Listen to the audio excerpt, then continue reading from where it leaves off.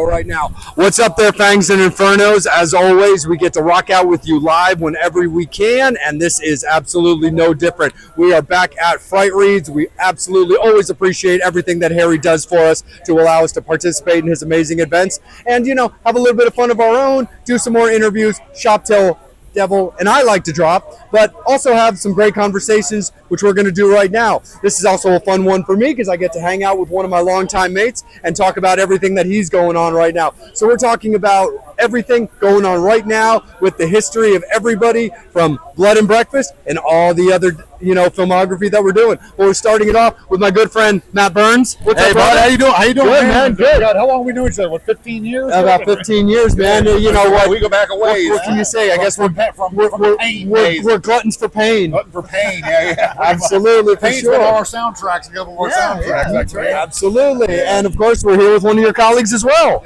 How you doing? Hey, I'm Mark Byrne, Sword Productions Pictures. How's everybody doing? Awesome. Doing good, man. We're doing good. Well, first and foremost, thank you guys so much for hanging out with us. We really appreciate you guys making the time. Thank you guys for the time. Absolutely. And the last time we got to see you guys, you know, at Frightreads over at the mall, you know, we were talking about Blood and Breakfast, but it's also got The Only Ones has just recently come out. So you guys have definitely been busy. Yeah, well, that's a different company. That's Future Fanoscope out of Frederick. But yeah, but I was involved with that one. I did I had a small role in it, and I did mostly production behind the scenes. But yeah, it's a great film. Just got on streaming. Our good friend Jim Krutz in it. Brent Wagner from Texas Chainsaw Massacre.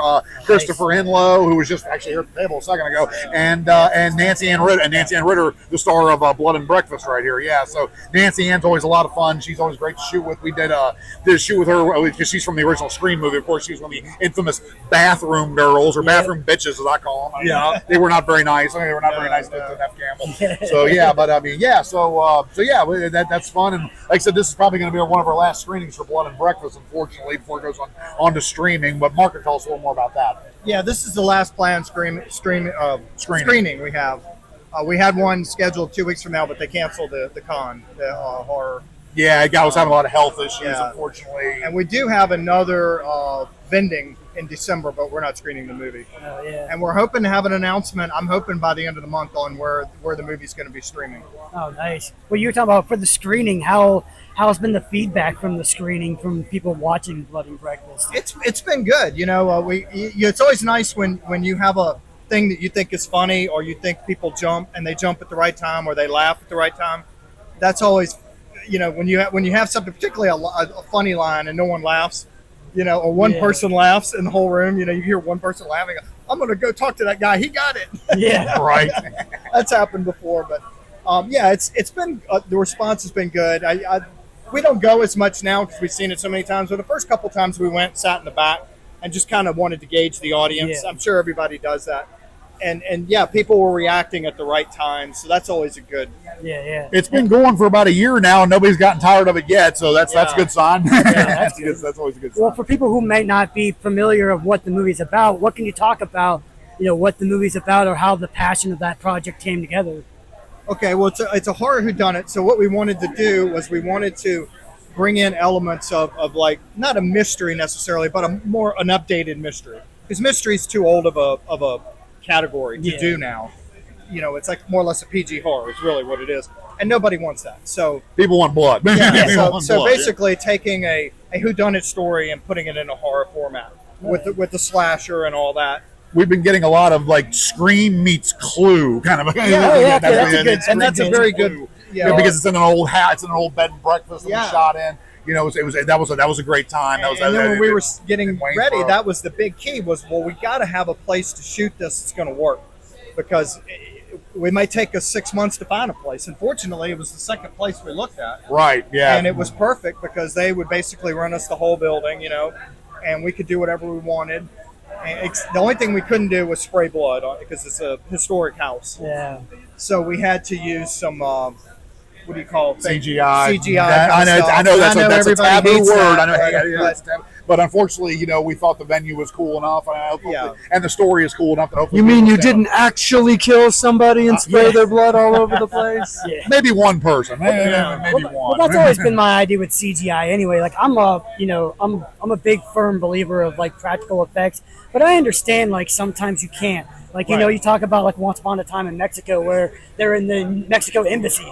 You can't shoot up the Mexico embassy. No, So obviously all that stuff's there's exceptions to every rule for that. There's so understandably, I'm okay with that. I mean, obviously you want to use. I mean, we did use some practical as well. I mean, you know, the big kills, you know, like the one, like the death scenes in the basement were both pretty good. Yeah. You know, so yeah, we tried to use But you real do blood have when to we balance can. your But sometimes you have location to. Yeah, I mean, you with have the to. gore, and it's just like, okay, this is the perfect location. Yeah. And we want this location, so we're just going to have to make it work. And it turned out they didn't let us shoot in the basement, which turned out to be a good thing, because then we got to shoot the basement somewhere else where they said, They were like, ahead, go to town, do whatever you want. You know, as long as you clean it up, it's like fine. So yeah, that's what's cool about it. Talk about that, because not too many people get that, having that on set of being, like you said, it's an actual like real building that you could actually film, where you get like that, where like a lot of times now movies are being like, you know, on sets or on stuff like, you know, on in green screens or in buildings. Yeah, we try not to do green screen. We try to do too much green. We didn't do any green screen for this movie. Yeah, we like to have real places. And we've done green screen in a couple of other movies. It's good, particularly for science fiction and things like that. But for horror, and unless you've got some really great kill you're doing, and you need a specific place to do that, but yet it doesn't work with your story. I understand why. Once again, just like CG, I understand why people do it. Why people? Yeah, it's We why were you got to make an fortunate exception. that this time we didn't have to do any of that, so we like shooting live on set as much as possible. Oh yeah. No, absolutely, for sure. And Matt, like you said at the beginning of the interview, like you and I go 15 years back into the horror punk scene. Right. What was it about back in the horror punk scene and you transitioning into film? I mean, like horror movies, horror punk, they go hand in hand. You can't really have one without the other. They were designed together. But just talk a little bit about like being in the music scene back then and now transitioning into full-time movies. Well, I started actually in the first movie I was ever in is when I met this guy. Actually, was in around 2006. I was pretty young then, and we did a movie with Conrad Brooks from Plan 9 from Outer Space. It's called a movie called Gypsy Vampire: The Final Bloodlust. Awful movie, by the way. I mean, it's fun, but it's fun, but it's got its charm. But yeah, we. With Conrad, you know, I was when I first got a taste of it. And I really liked it, but I was just like, you know what? I did one, and I was like, you know what? Maybe this isn't for me. I'm going to go back into doing music again or whatever. Then, you know, around 2013, 2014, I toyed around the idea of doing a horror convention. You know, because I was like, okay, you know, I think this would go really well together. It did not go really well together, by the way. But I mean, that's another story for another time. But then I got hooked up with a guy. Well, I met Mark again when I started doing the conventions, and I met a guy named Dusty Fleischman who I started doing movies with again. And then ever since then, I've been doing movies. I was in Bloody Summer Camp, who these guys over here did, Slasher 15. I've been involved with a lot of stuff, and I've worked with Mark the last 6 movies, give or take. So, we've been working together for a long time now. So and it's been a great time. I wouldn't trade it for anything. So nice. Do you still keep up like just with the scene like in general? Because obviously music in general, you know, plays a big part in movies with the stories that are being told. So do you stay kind of on top of the music? Kind of, sort of. I mean, in Blood and Breakfast, actually, the funny thing is the first song you hear is Dr. Chud from the Misfits, Dr. Chud's Export. That's the first song you hear or whatever. And Dr. Chud's an old friend of mine. I booked him back in like 2004 when he still had Export together. Still had Export. Yeah. I mean, we did a sold-out show in Hagerstown. He's been my buddy ever since. And I mean, you know, I mean, Chud's always been a really good guy, and I've booked him several times over the years.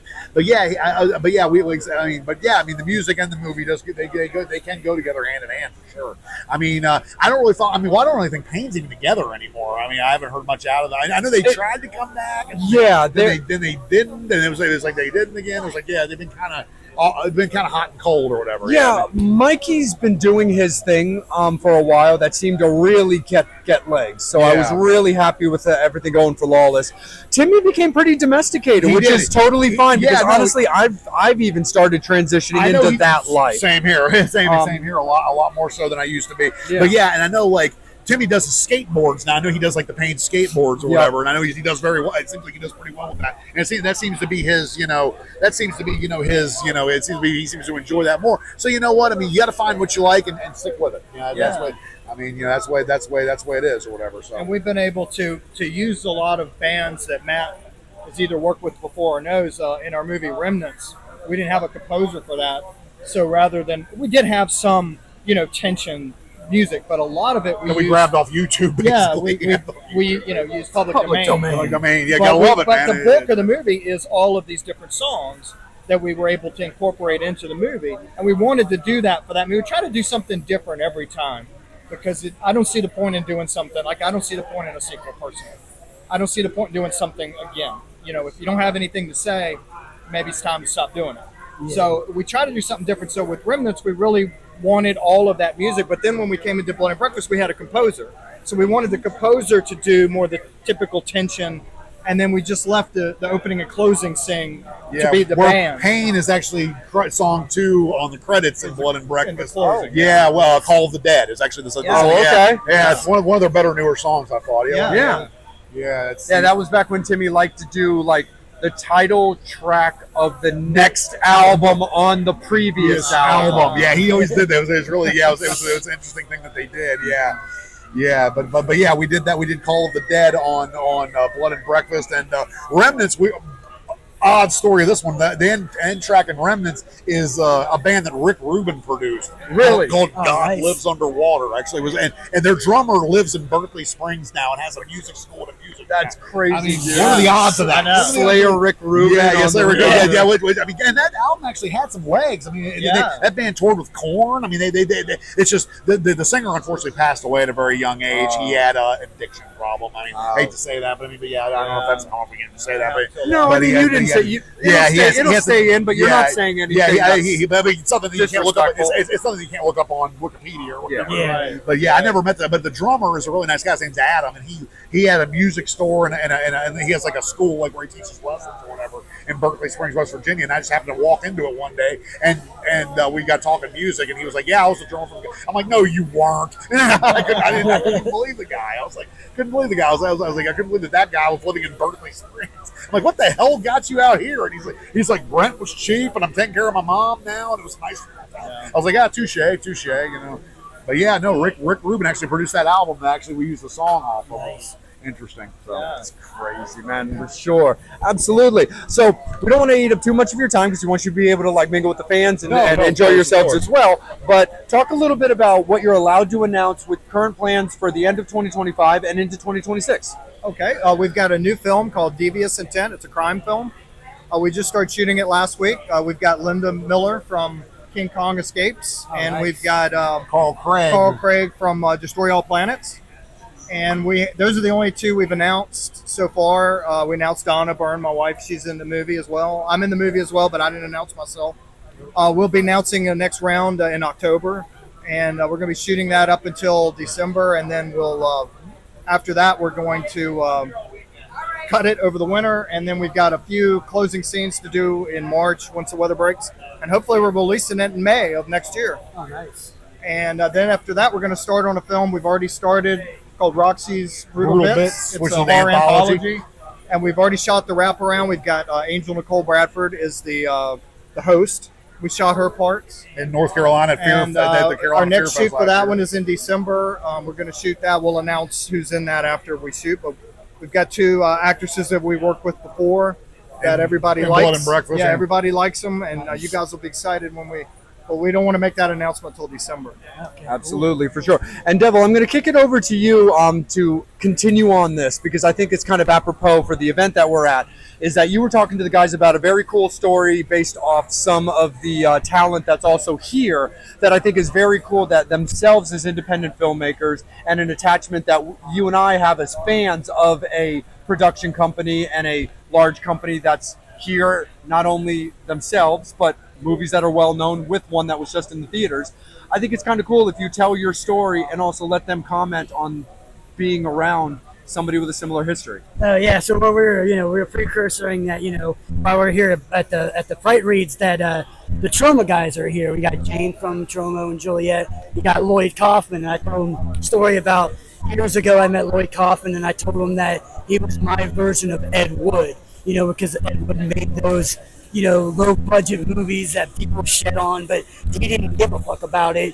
He just made movies that he just loved to do, and that's what Roy Kaufman does. Talk about that kind of passion projects and things like that with you guys. What's that saying? The 6 degrees of Kevin Bacon. Yeah, 7 degrees. In this indie horror world, it's either the 6 degrees of Trauma or the 6 degrees of Ed Wood. Right. Because we are associated with Ed Wood because we were with we did movies with Conrad Brooks. Yeah. So that's 2 pretty cool. I was like, oh, Yep. that guy just walked by in a really cool costume. Yeah. But yeah, it's hard to get off track. But yeah, but it's either the 6 degrees of Trauma or the 6 degrees of Ed Wood. That's who becomes these independent filmmakers. Yeah, exactly. Yeah, because we've talked to a lot of them. I mean, we have friends of ours that work with Trauma. We've had friends of ours that do more like that. So it's just cool that like a lot of those independent ones, even someone like in the, Damien with the Terrifier guys, now the Stream and stuff like that, how independent that somebody switched around from that and that. It's cool that like independent horror is kind of getting back into the limelight again, where people can believe that because of something like the Terrifier, where it blew up so big that people are like, oh shit, and you're like, where you been? Independent horror film has been awesome for the last 20, 30 years. Yeah, it never went away. Yeah, Never went away. Terrifier has done a lot for indie horror. I mean, they really have. That movie getting big and some of these other indie movies getting big or whatever has done a lot for people like us. Because some people that wouldn't normally check out movies like ours now are. Now they will check out movies like ours. We did work with some folks from Trauma. We worked with so now I'm forgetting Genevieve Rossi and Monique Bigfoot and Monique Dupree, Dupree. Tony Todd. Both of them were in those. Genevieve was in Bigfoot and Monique was in Remnants. And Mel Heflin, I think Mel's worked with Trauma before. I'm not sure if she I can't remember if she has or not. But she does a lot of these she's like, she's been over. And I guess we never did talk about for Blood and Breakfast. We do have some people you guys all know. We talked about Nancy Ann Ritter from Scream, the original Scream, the Bathroom Girls, and then Beatrice Popley from the Nightmare on Elm Street 5. Who was Freddy's mom. She's actually got the show. Yeah, she's actually got the show. And she was Freddy's mom, and then of course Jim Kruger, Jim Crud. I'm sorry. The helicopters.